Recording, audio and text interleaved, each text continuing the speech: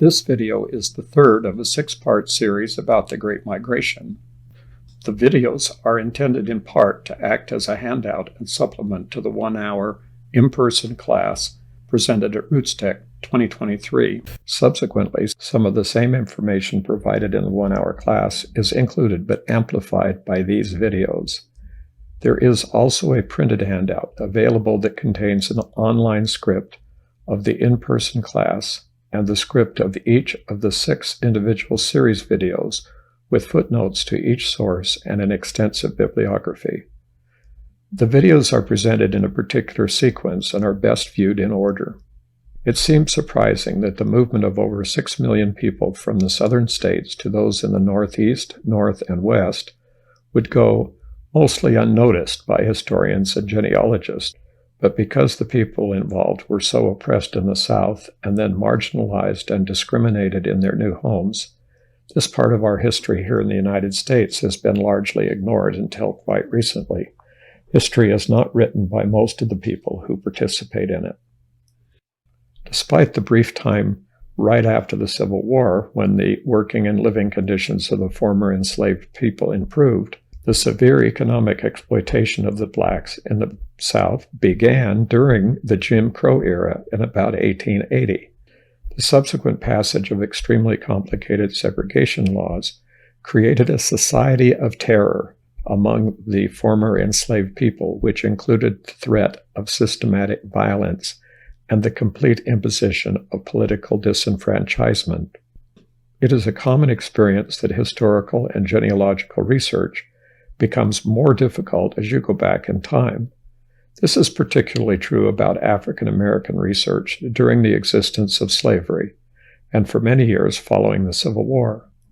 The enslaved people were considered to be property, and the records that do exist are usually those that deal with personal property, such as notices of sale, business records, probate records, and other documents that mention the personal as opposed to real property of the slave owners.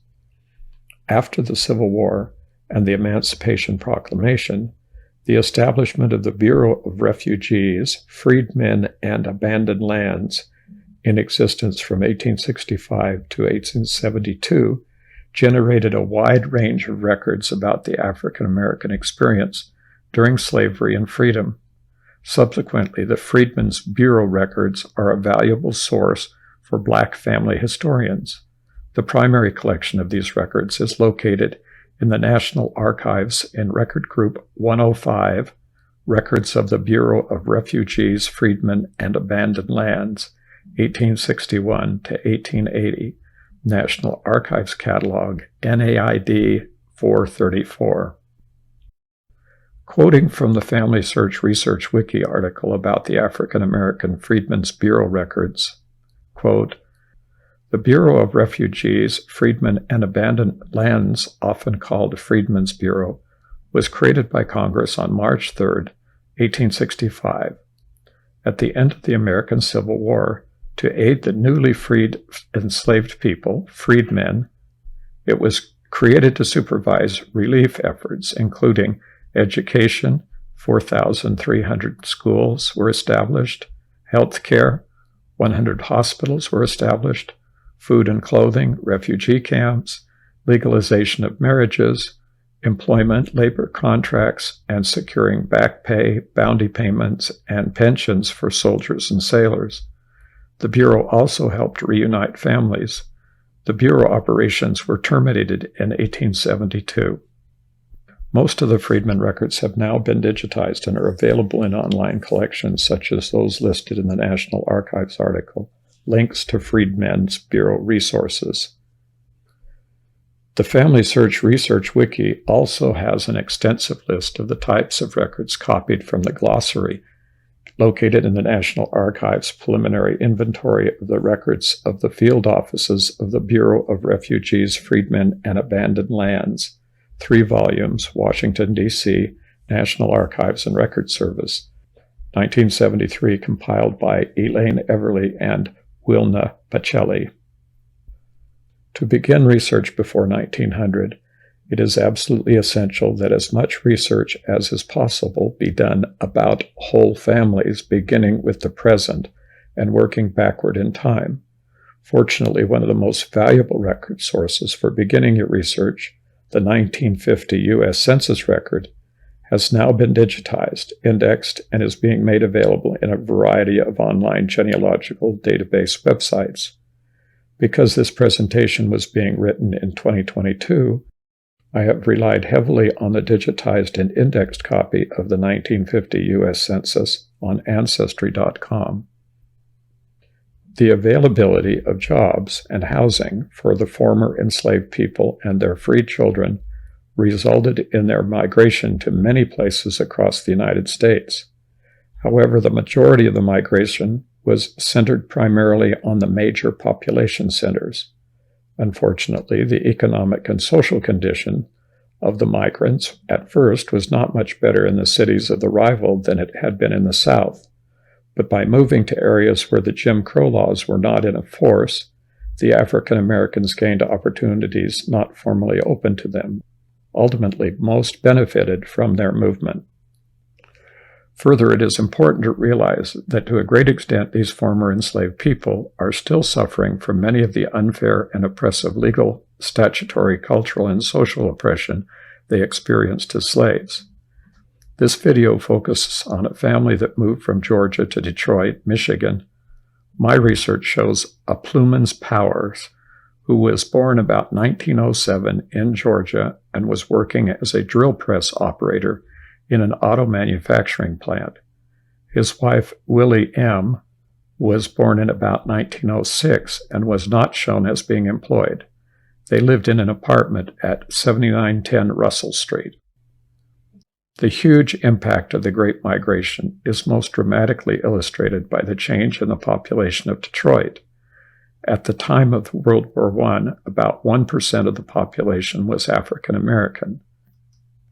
As of 2017, estimates indicate that 79.1% of the population, or about 532,425 African Americans, were living in Detroit.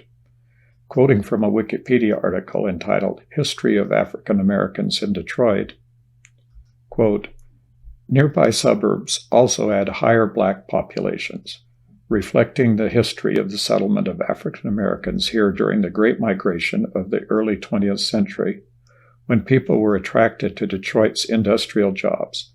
Southfield had a black population of 42,259, and Pontiac 31,416. In 2002, the Michigan city with the highest percentage of black residents was Highland Park, where 93% of the population is black.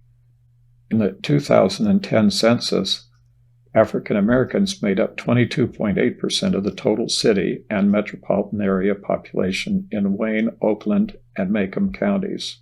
End of quote.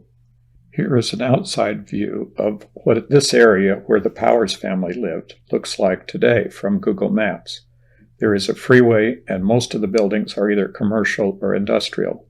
In many cases, freeway construction either eliminated or substantially changed traditional neighborhoods. These maps show the movement of the black population of the southern states into the population centers around the United States. You can see from these two maps that the greatest increase in population was centered on the larger cities of the country. My first response to Pluman's first name was suspecting that it was spelled wrongly. It turns out that almost every entry I found spelled both his given name and his surname differently. I found the 1940 U.S. Census with his name as Plummer Powells. His wife's name is recorded as Willie May, and the family is shown with a daughter 15, a son 13, and a daughter 12. By starting a family tree in Ancestry.com for this research objective, I automatically start getting record hints. Of course, I need to evaluate the record hints, but they are helpful, especially for people in the 20th century who have so many possible records. The first new record at this point in the research comes from the U.S. Social Security Application and Claims Index, 1936 to 2007. This record adds his wife's maiden name and the name of a deceased daughter. One consideration about the research in the 1950 U.S. Census is the issue of privacy. It is readily apparent, since I show up in the 1950 U.S. Census, that living people are going to be listed. Although the National Archives has a web page entitled Frequently Asked Questions about the 1950 Census, the issue of privacy is not addressed.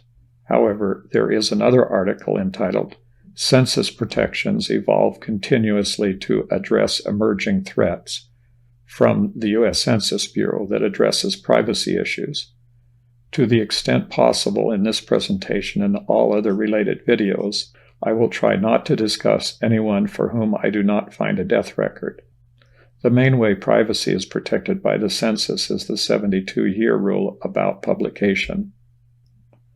As I add information to my research-specific Ancestry.com family tree, I find a hint to the 1930 U.S. Census that contains information that adds confidence to the names already discovered. What is evident is that Plummer's given name continues to evolve, although the spelling of his surname is more consistent with Powers. At the same time, I now see a hint for the 1940 U.S. Census.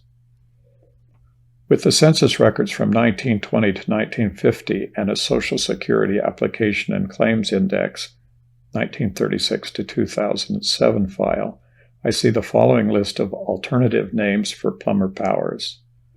Plummer B. Powers from Social Security, Plummer Powers from the 1920 U.S. Census, Plummer R. Powers from the 1930 U.S. Census, Plummer Powells from the 1940 U.S. Census, and Plummins Powers from the 1950 U.S. Census. A marriage record for Plummer's daughter in Lucas County, Ohio, just south of Detroit, lists her father's name as Turner Powers. However, records consistently have Plummer's wife's name as Willie or Willie M., and this marriage record and the Social Security record give her maiden name as Maxwell. Plummer appears in the 1920 U.S. Census living with his father William Powers and his mother Janie Powers outside of Royston, Franklin, Georgia, and is the oldest of 5 children. It is generally accepted genealogical practice to record a person's name as it appears on the earliest discovered record, so I will refer to him as Plummer until I find an earlier record. The 1920 U.S. Census shows the family's address as 324 Ridge Road, probably in Royston City, Georgia. There is a notation that the location of the house is outside of the corporate limits of the town in Manley's district. The road mentioned does not appear on Google Maps. Plummer's father, William, in the 1920 U.S. Census, is 46 years old and a farmer. This may explain why the road on the census record is not on Google Maps. Royston was probably the closest town. Using his age, he was possibly born in 1874, and William's parents were most likely enslaved people. William Powers and his wife Janie had 3 children born before 1910, Plummer, Clyde, and James, so this family pattern could help identify him in the 1910 U.S. Census. But I found William at 59 years of age next in the 1930 U.S. Census, living in Roy, Hart County, Georgia, on Royston Road. Roy is another place that does not show up on Google Maps. He was still farming and was renting his home. By the way, the county line between Franklin and Hart counties runs right through Royston, Georgia. This is a good reason for looking at maps. When a county, state, or national boundary cuts through a town, there can be significant confusion about the location of events in an ancestor's life. Although there are discrepancies in William's age, it appears that he may have been living with his wife's family in 1910, but the children listed on this census record do not match the ones that should be there in 1920. In any event, the research should focus on the last location of the family in the 1920 census, living on a farm outside of Royston, Georgia. Here, because of William's common name, the research becomes more complicated, focusing on the children and the places they were born, It is evident that the record hints are becoming less useful. It is time to focus on the places rather than the names. There is considerable work that needs to be done. It is always tempting to keep moving back in time, but before we are certain that we have the right person, it is a better idea to do extensive research on each individual, including each child in each family. This will either make us revise everything we've done so far or confirm that we are following the right ancestral line. The goal of these examples was to illustrate the records used to find an ancestor who lived before 1900 and was probably living in the area where further research needed to be done. Learning about the Great Migration continues. There is really no end to the research that can be done and the discoveries that can be made. There are always more records. The next video in this series will continue with research about a family beginning in Washington, D.C. Thanks for watching.